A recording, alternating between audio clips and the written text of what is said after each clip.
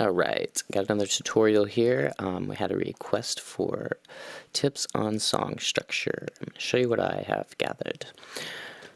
So for one, I'm going to make this project file downloadable. It'll be in the info section below the video, and it's going to contain, the song isn't so much important, but it's going to contain these particular arrangement little tidbits I put together, basically just MIDI tracks that go through and show you different ideas so you can quickly snap pieces together.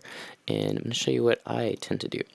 So normally how I start is build a percussion loop, a nice little drum bed. So this is something I had built.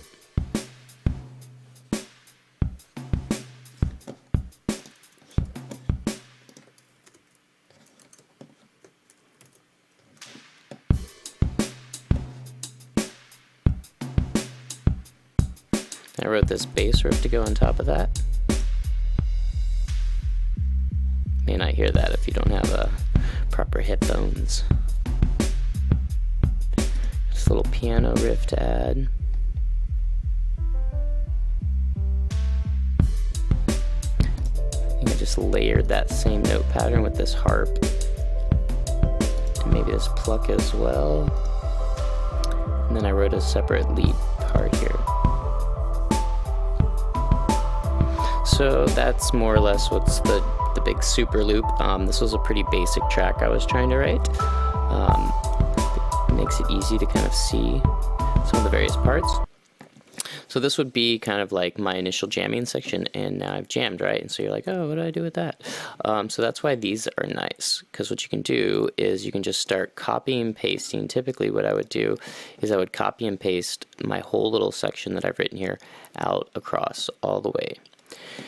Then what I can do is come back and start to look at these, and that's so you basically would make a decision on which arrangement style you want to work with. And I don't remember which one I used for this one. We'll just use this for example. And then I can come back over here. So I'll give you some quick tips here. Generally you want your B section to be your biggest section, where the most impact occurs, and your A section to be basically a lot of the same elements but a little less impacted, as well as a little less stereo width. You want your B section to really be nice and wide and fat and full, and your A section to be more of this really groovy kind of thing that's going to lead you to that B. And one of the ways you can do that is, you know, having the similar percussion elements here. I'll show you what I did. And since you've written all these together, they're gonna move together real well.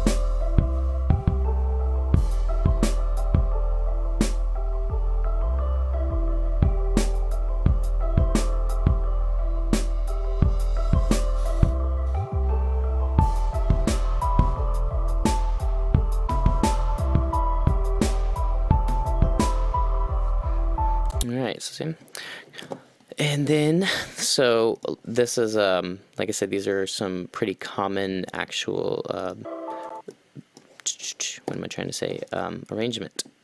So these are like from textbook, kind of, I can't remember where I picked them up, and I just recreated these little tracks for them. So what I would do is I would kind of copy one of these most likely, and then maybe add like different, after I've kind of just copied my general A section, B section, and C section, then I come back and add some subtle variants. So this A section and this A section are going to be slightly different.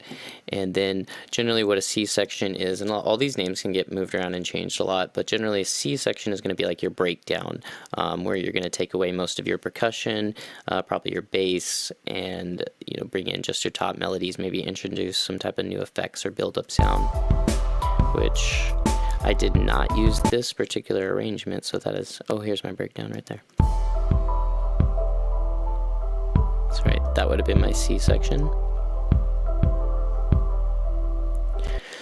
And then you've got a D section, which is basically a second, well, the way I would look at a D section, it's going to have the impact of a B, but you're going to rewrite a lot of the, you're basically going to rewrite a lot of everything in it. So you're introducing like a whole new vibe. This is where you could actually go for introducing a new scale or different chord arrangement, inverting your scale to be like the harmonic minor or major of what you were working in.